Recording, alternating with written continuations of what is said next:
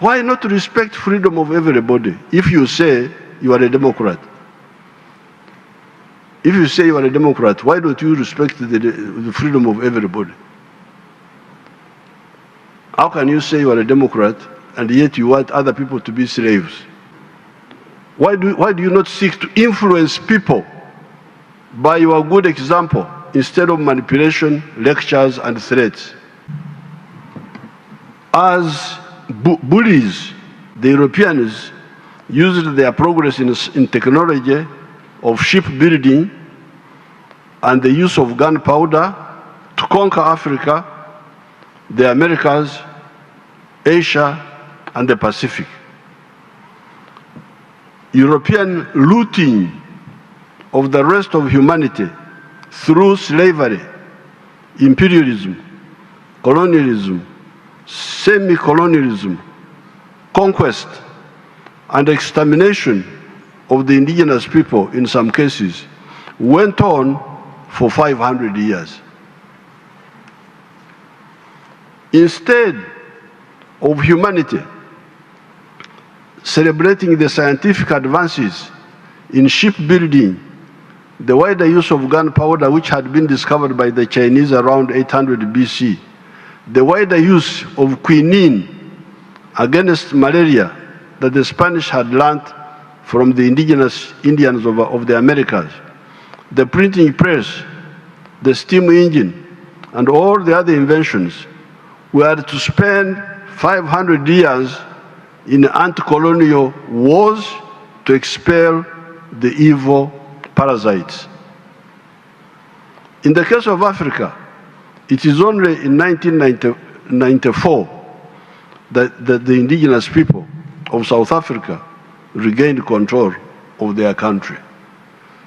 So we had to spend 500 years dealing with idiotic schemes by greedy people. The oppressors miscalculate when they use their temporary advantage in science and technology to think that they can use that to indefinitely oppress other people. The oppressed,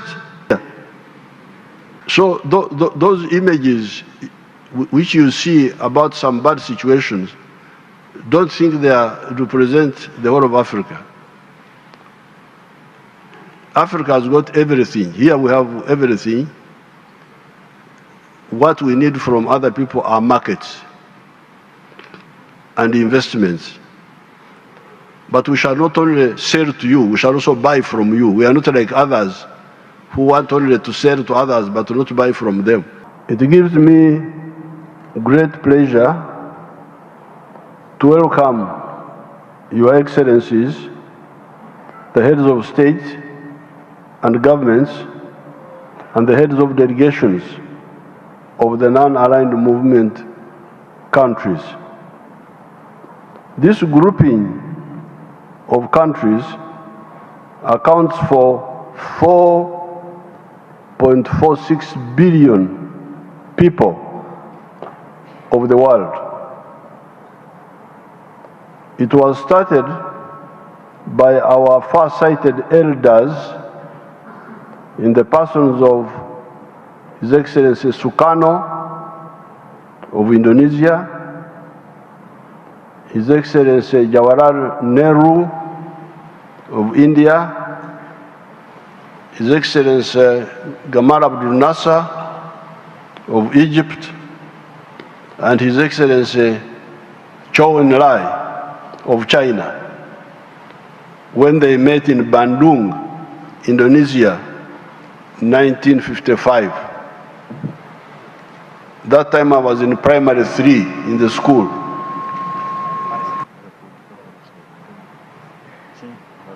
The first summit of the non-aligned movement took place in Belgrade, Yugoslavia, in 1961, and was attended by Afghanistan, Algeria, Burma, Cambodia, Ceylon, Congo, Cuba, Cyprus, Ethiopia, Ghana, Guinea Conakry. I think here we're talking of Guinea Conakry. India, Indonesia,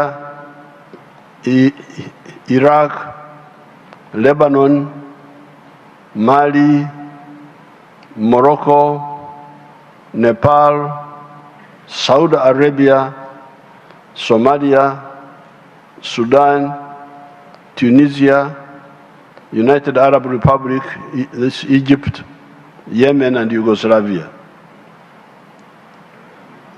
The emergence of the non-aligned movement was a necessary antidote to the irrational polarization of the world of that time between the capitalist Western countries and the communist, mainly Eastern countries. By the early 1960s, our student group was already beginning to be active. We were the third generation of the African anti-colonial freedom fighters. The first generation had been the African-American Pan-Africanists, such as Marcus Garvey, George Padmore, W.B. Du Bois, that had been joined by those who founded the African National Congress of South Africa in 1912. By 1900, the whole of Africa, except for Ethiopia, had been colonized. This direct colonization of the whole of the African continent was the culmination of 400 years of the plunder of Africa by the evil imperialist forces in the form of slave trade and the genocide wars that went with it, the newly discovered Americas, Asia, China, and the Pacific, Australia, New Zealand, and so on, Africa's capitulation, Africa's surrender had been in part on account of our egocentric chiefs and kings who, out of selfishness, could not unite us to fight these evil people. The second generation of the African freedom fighters were people like Mzee Jomo Kenyatta of Kenya, Mwalimu Nyerere of Tanzania, Nelson Mandela of South Africa, etc., who emerged in the 1940s. When we therefore came on the scene in the 1960s, the interplay of forces that had ultimately led Africa in such a calamity.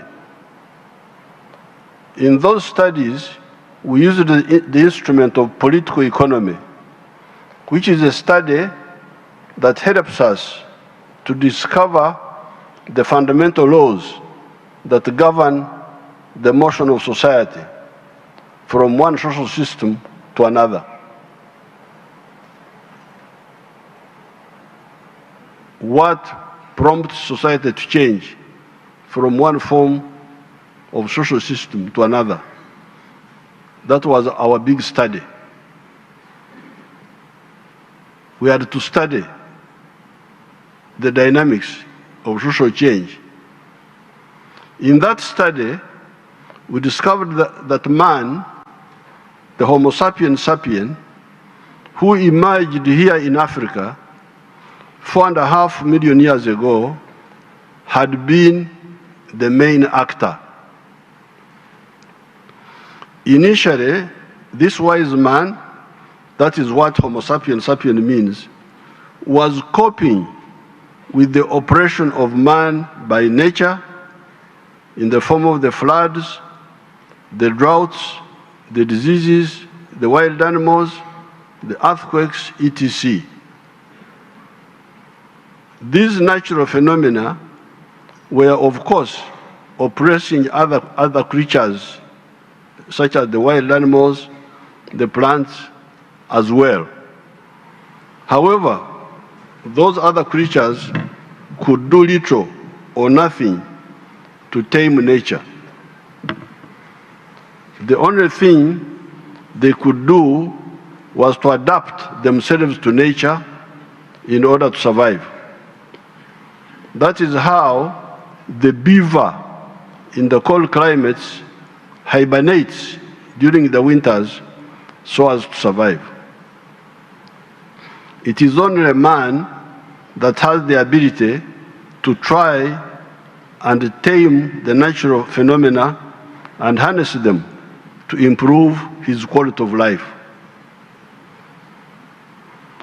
Why does man have this capacity?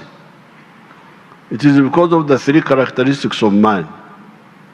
These are a superior brain that is able to reason and not only act by instinct, a hand that can make and use tools to do work, and bipedalism, ability to walk on two legs with the head up instead of the head being down like a reptile, trying to navigate among ground-based obstacles that enables man to see far and think.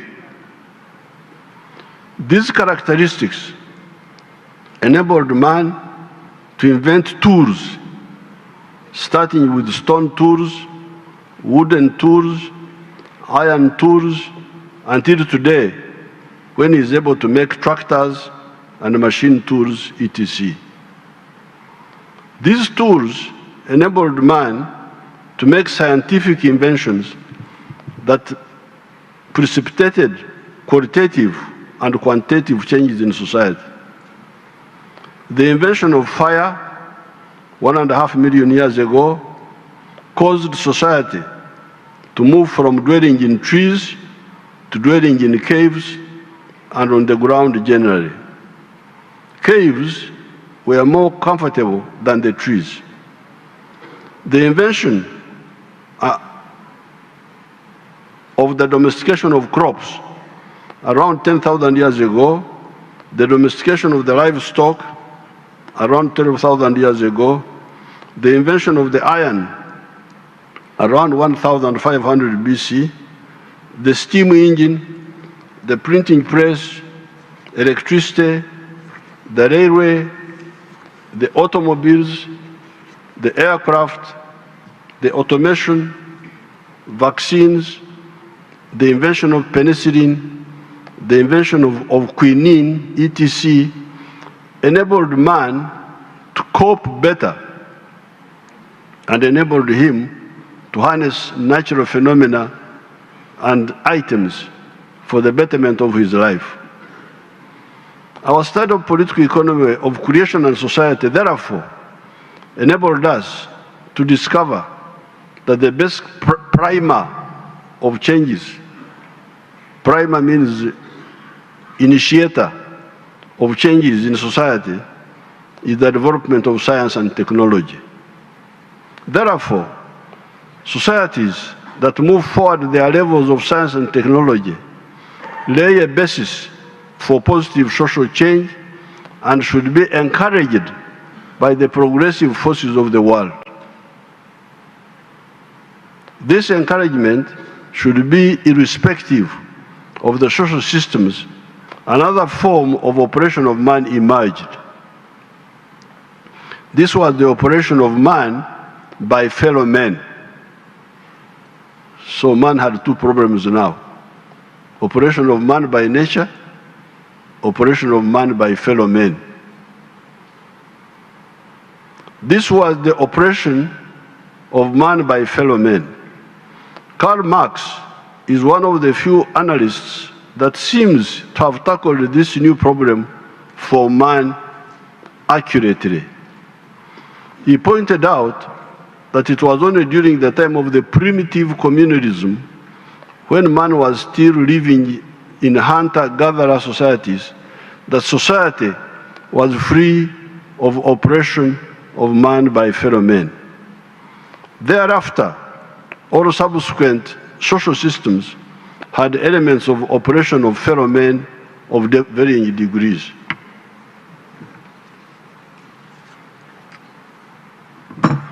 This was in the form of wars of conquest, wars of aggression, slavery, imperialism, neocolonialism, colonialism, feudalism, primitive capitalist accumulation, chauvinism, etc. These elements of exploitation that had been pioneered by Marco Polo when they captured Constantinople in 1453.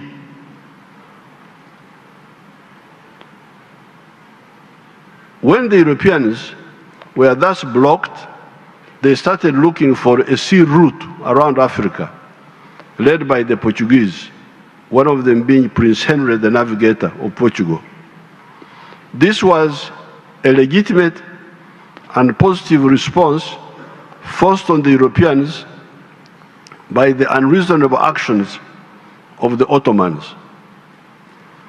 As a consequence of that effort, Christopher Columbus reached the Americas in 1492, and Vasco da Gama went around the Cape of Good Hope in South Africa in 1498.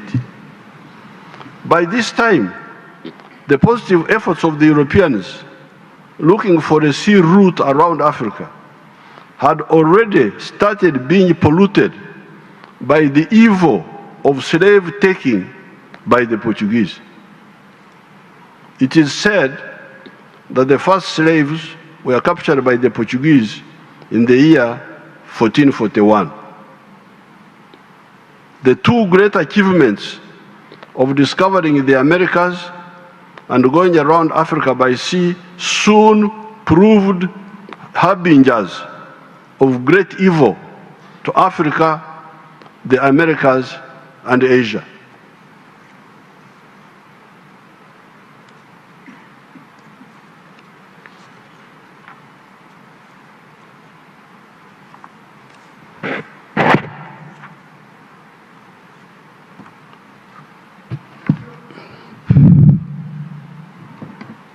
As bullies, the Europeans used their progress in technology of shipbuilding and the use of gunpowder to conquer Africa, the Americas, Asia, and the Pacific. European looting of the rest of humanity through slavery, imperialism, colonialism, semi-colonialism, conquest, and extermination of the indigenous people in some cases went on for 500 years. Instead of humanity celebrating the scientific advances in shipbuilding, the wider use of gunpowder, which had been discovered by the Chinese around 800 BC, the wider use of quinine against malaria that the Spanish had learned from the indigenous Indians of the Americas, the printing press, the steam engine, and all the other inventions were to spend 500 years in anti-colonial wars to expel the evil parasites. In the case of Africa, it is only in 1994 that the indigenous people of South Africa regained control of their country. So we had to spend 500 years dealing with idiotic schemes by greedy people. The oppressors miscalculate when they use their temporal advantage in science and technology to think that they can use that to indefinitely oppress other people. The oppressed will learn, catch up, and defeat the oppressor. That is why empires always all collapse. All empires always collapse. The idea of empires is an evil idea. I don't want to impose my beliefs on you, but as a Christian, in the book of the Acts of Apostles, it says that empires are evil. You go and read the book of the Acts of Apostles. St. Paul describes empires as evil. People are supposed to be free, not to be conquered by empires.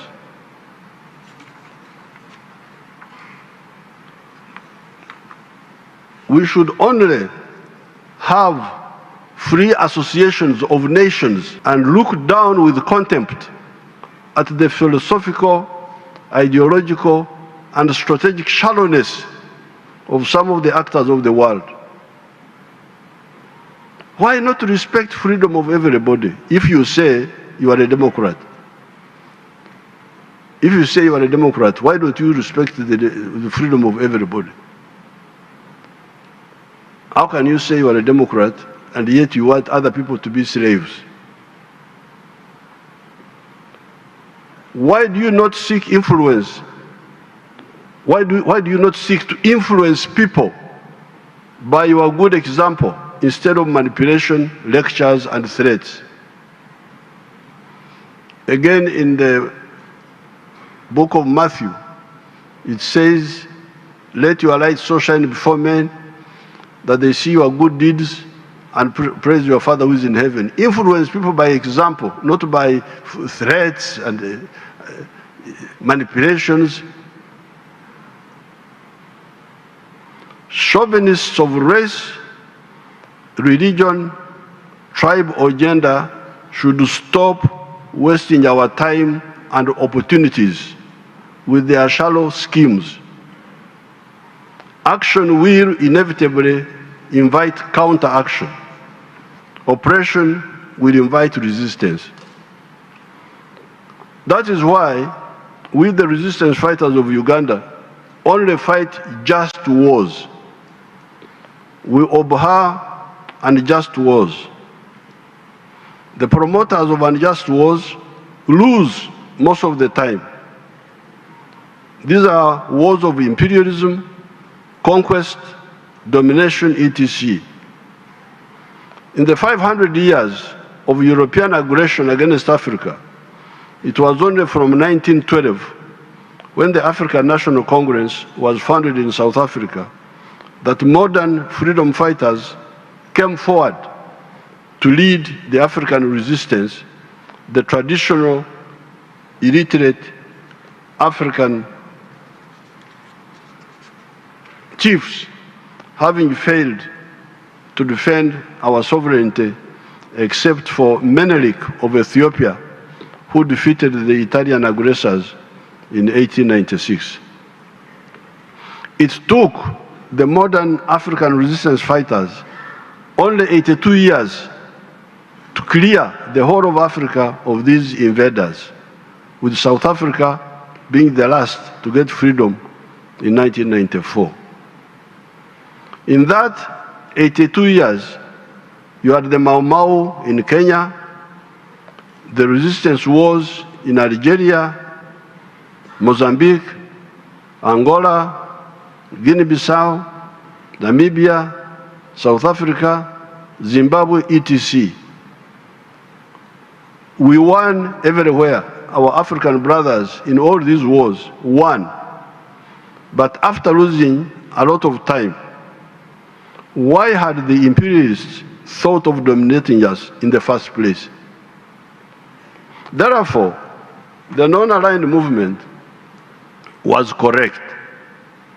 The illogical polarization of the 1940s, 1950s, 60s, 70s, between the capitalists and communists was wrong. Why should new ideas cause tension? This was the mistake of people like Metternich of Austria-Hungary, who thought that the new ideas of capitalism that were challenging the feudal order in Europe could be blocked by war. The Austro-Hungarian Empire ended up disappearing from the face of the earth, and capitalism did not stop spreading.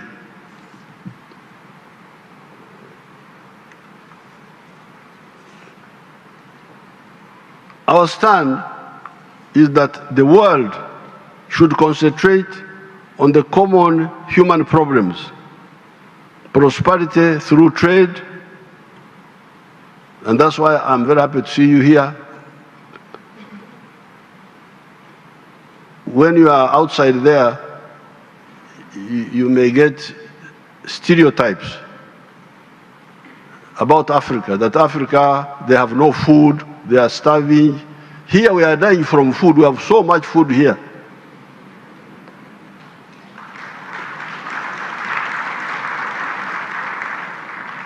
So those images which you see about some bad situations, don't think they represent the whole of Africa. Africa has got everything. Here we have everything. What we need from other people are markets and investments. But we shall not only sell to you, we shall also buy from you. We are not like others who want only to sell to others but not buy from them. So I'm very glad to have this big presence of people from the world so that we can interact with you. Our stand is that the world should concentrate on the common human problems: prosperity through trade, the advance of science and technology to deal with human problems, the environment, crime, and terrorism. The future is bright if we act right.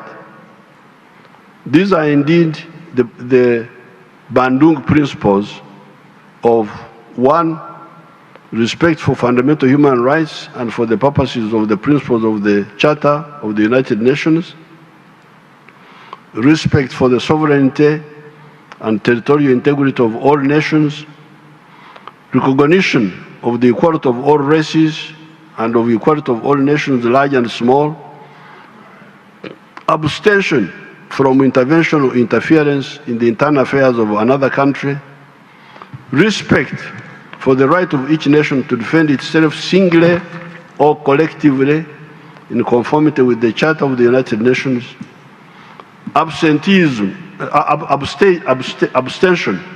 from the use of arrangements of collective defense to serve the particular interests of any of the big powers; abstention by any country from exerting pressure on other countries; 7, refraining from acts of threats, of aggression, or use of force against the territorial integrity or political independence of any country; settlement of all international disputes by peaceful means, such as negotiation, conciliation, arbitration, or judicial settlement, as well as other peaceful means of the parties' own choice in conformity with the Charter of the United Nations; promotion of mutual interests and cooperation; and respect for justice and international obligation.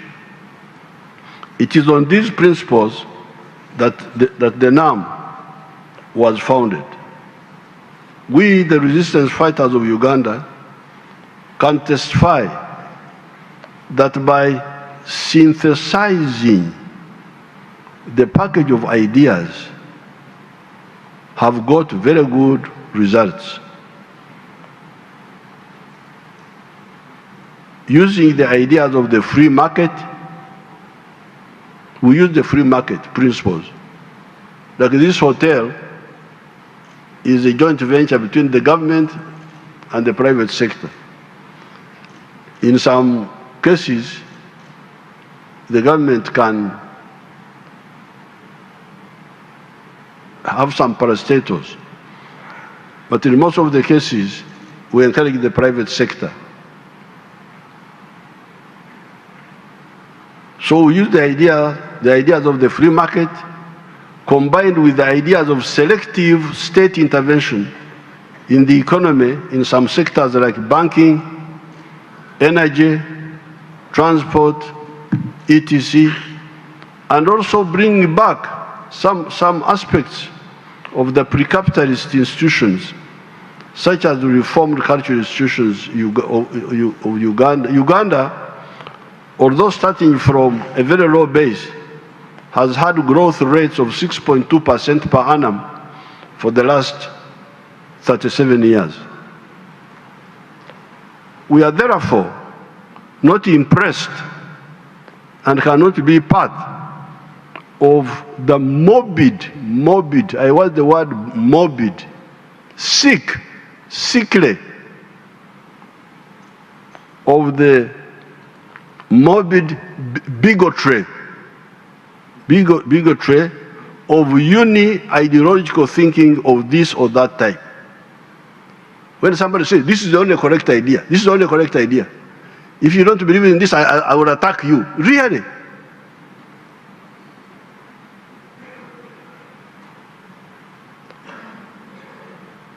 The universe has been here for the last 30 billion years. This earth has been here for 30 billion years. The human society has been here for the last 4.5 million years. Now you come, within 20 years, you think what you think is the only correct thing. You must be sick.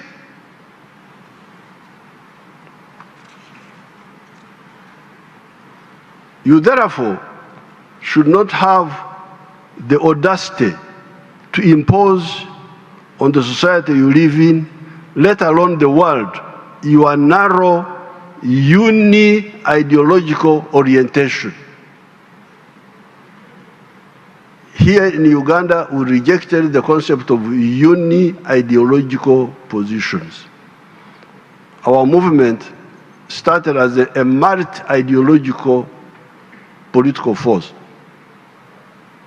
We had capitalists, we had socialists, we had Marxists, we had feudalists. They're all.